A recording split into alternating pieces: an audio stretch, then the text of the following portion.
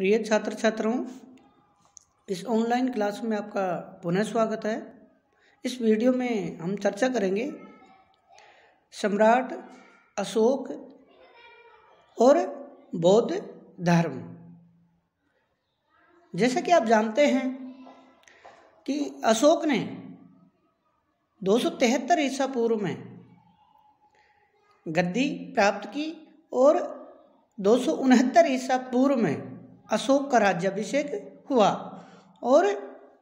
अपने राज्याभिषेक के शासनकाल के 8वें वर्ष में अशोक ने कलिंग की विजय प्राप्त की। और जैसा कि आप देखते हैं, मैंने आपको पिछले वीडियो में बताया कि कलिंग की विजय के बाद अशोक पूर्णतया उसका हृदय परिवर्तित हो गया और उसने कलिंग युद्ध में जो भीषण रक्तपात हुआ उससे उसको हृदय को गहरा आघात लगा और उसने युद्ध विजय को सदैव के लिए त्याग दिया और उसके स्थान पर धर्म विजय के मार्ग पर चलने का निश्चय किया, अर्थात शांति, अहिंसा, प्रजा के नैतिक, सामाजिक, आध्यात्मिक और भौतिक कल्याण के लिए उसने अपने राज्य के समस्त संसाधन लगा दिए। तो आप देखते हैं कि अशोक भारतीय इतिहास में अहिंसा के समर्थक के रूप में प्रजा के नैतिक और भौतिक कल्याण और उसको अपने संतान के समान उसके भौतिक, नैतिक, आध्यात्मिक विकास के लिए निरंतर प्रयासशील शासक के रूप में, बौद्ध धर्म के संरक्षक के रूप में, उसके प्रचारक के रूप में हमारे सामने आता है। तो अशोक जो है, अशोक के धर्म की बात करते हैं तो प्रारंभ में अशोक कलिंग विजय या बौद्ध धर्म के प्रभाव में आने से पहले वह भी अपने पूर्वजों की भांति ब्राह्मण धर्म का अनुयायी था और उसको हिंसा से, जीवों की हत्या से कोई विशेष ऐतराज या कोई आपत्ति नहीं थी। उसकी पाकशाला में प्रतिदिन मांस के लिए जानवर मारे जाते थे। लेकिन फिर हम बात करते हैं कि अशोक का बौद्ध धर्म की तरफ जो झुकाव था वो किस तरह हुआ। तो जो बौद्ध साहित्य है वो व्यक्ति विशेष, भिक्षु विशेष को इसका श्रेय देता है, जिसमें निग्रोध है, बाल पंडित है, इसके अलावा जो और एक और विद्वान है भिक्षु, उनको इसका श्रेय देता है। तो बौद्ध धर्म की हम बात करते हैं, जो अशोक ने जिस बौद्ध धर्म के जिस स्वरूप को संरक्षण दिया, अपनाया, उसको लेकर सेनाट जैसे विद्वान तो दावा करते हैं कि अशोक ने बौद्ध धर्म स्वीकार ही नहीं किया। लेकिन इसमें कोई दो राय नहीं है कि अशोक बौद्ध था और बौद्ध धर्म को अपनाया, क्योंकि बौद्ध साहित्य में दिव्यावदान, दीपवंश, महावंश, अशोक के अभिलेख, उसका स्मारक, इन सभी बातों से स्पष्ट होता है कि अशोक ने बौद्ध धर्म अपनाया था और बौद्ध धर्म को ही संरक्षण दिया। लेकिन अशोक द्वारा जो संरक्षित धर्म था उसमें सभी धर्म सार्वभौमिक धर्म, सभी धर्मों का सार, नैतिक संहिता जैसी दिखाई देते, यानी उसमें सभी धर्मों की अच्छाइयों का सार दिखाई देता है। जैसे आप देखते हैं कि सभी धर्म हैं, उसका कर्मकांड मूलक पक्ष अलग अलग होता है और सभी धर्मों का जो आचार मूलक पक्ष है वो सभी का एक जैसा होता है। सभी का कल्याण, अहिंसा, सत्य, झूठ मत बोलना, सभी का कल्याण चाहना, प्राणी मात्र के प्रति दया, स्नेह, साधुता, दयालुता की भावना रखना। तो अशोक के धर्म में इन सभी चीजों की अच्छाइयों का एक मिश्रण दिखाई देता है। अशोक ने जो बौद्ध धर्म स्वीकार किया, उसको अपनाया, उसमें हम प्रश्न उठता है कि सबसे पहले वो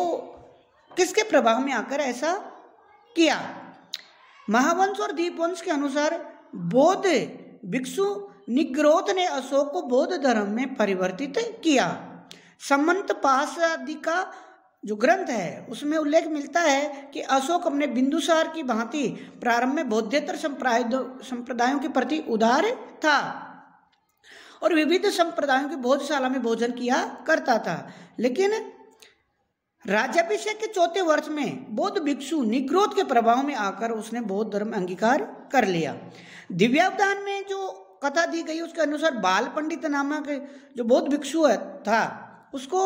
अशोक ने उसका जो नरकगाह कहा गया, जो जहाँ अग्नि जलती रहती थी, ऐसे कहते हैं कि अशोक ने उसको वहाँ डलवा दिया और जो आग की ज्वालाओं भट्टी में भी बाल पंडित के शरीर पर उस अग्नि का ज्वाला का कोई प्रभाव नहीं हुआ और कमल पर बैठे हुए दिखाई दिया। तो उस बाल पंडित के चमत्कारिक स्वरूप को देखकर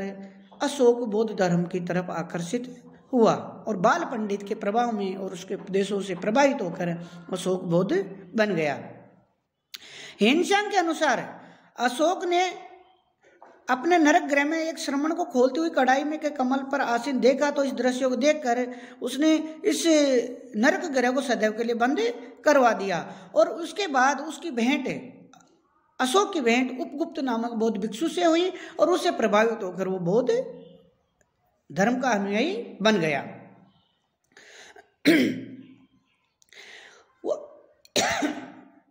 अशोक ने 13वें शिलालेख का कथन है, अशोक की धर्म विजय में रुचि उसके राज्याभिषेक के 8वें वर्ष में कलिंग विजय के बाद हमें दिखाई देती है, जिसमें वो कहता है कि बौद्ध धर्म जो अशोक ने अंगीकार किया वो कलिंग युद्ध के बाद ही वो उसमें आकर्षित हुआ। अपने लघु शिलालेख में अशोक कहता है कि मुझे कुछ ही समय हुआ है जब मैं बौद्ध धर्म का सामान्य उपासक रहा और बौद्ध धर्म के लिए अधिक उपासक यानी मतलब उद्योग नहीं कर पाया, और बाद में जब बुद्ध की शरण अर्थात संघ उपते में आया उसके बाद मैं इसमें दीक्षित हो गया। तो ये कहने का तात्पर्य है कि जो कुछ विद्वान ऐसे कहते हैं कि अशोक जो था वो उसने केवल उपासक ही नहीं था बल्कि वो बौद्ध धर्म में कुछ समय के लिए जो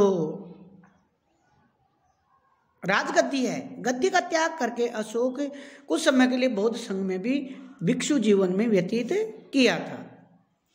खैर जो भी हो, लेकिन ये निश्चित है ज़्यादातर इतिहासकार इसको स्वीकार नहीं करते कि वो भिक्षु बन के, हाँ ये हो सकता है कि कुछ समय के लिए अशोक पर बौद्ध भिक्षु बौद्ध संघों का प्रभाव रहा हो और कुछ समय के लिए जो अपन वस्त्रों की बात करते हैं अंगीकार भिक्षु वस्त्र धारण करने का है, किसी के प्रभाव विशेष में आकर उसने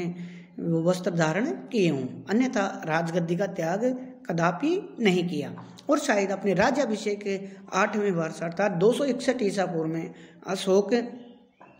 बौद्ध धर्म का अनुयायी बन गया था।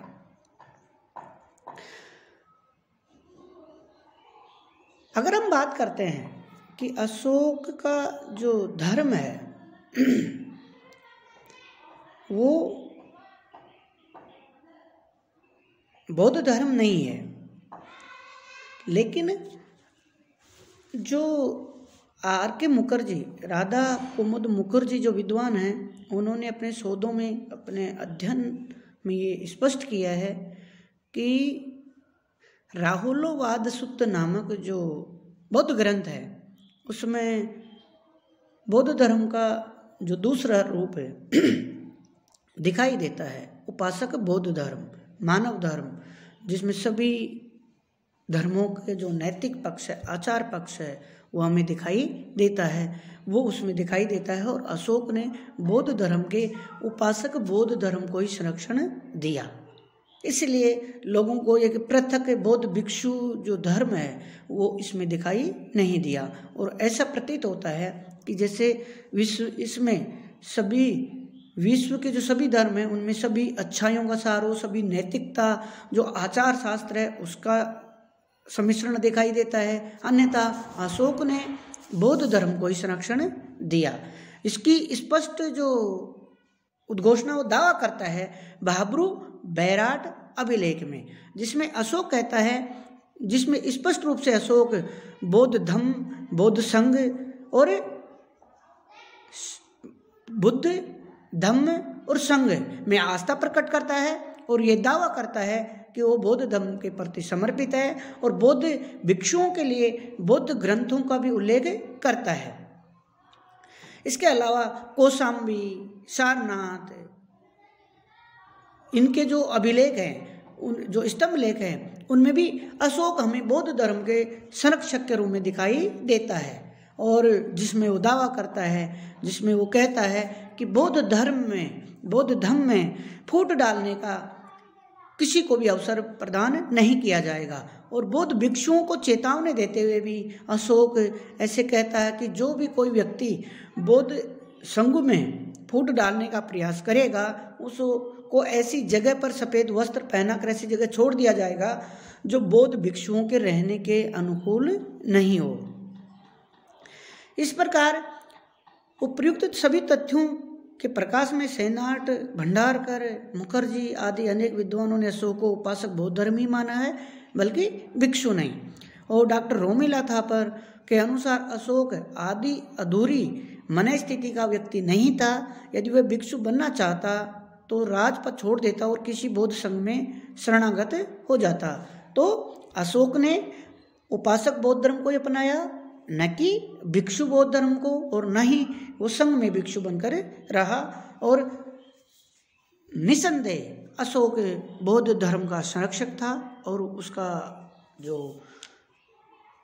उपासक था, पालक था, संरक्षक था और उसने अपने उद्यम से, अपने प्रयास से इस बौद्ध धर्म को एक विश्वव्यापी धर्म के रूप में स्थापित करने में महत्वपूर्ण योगदान दिया है। धन्यवाद।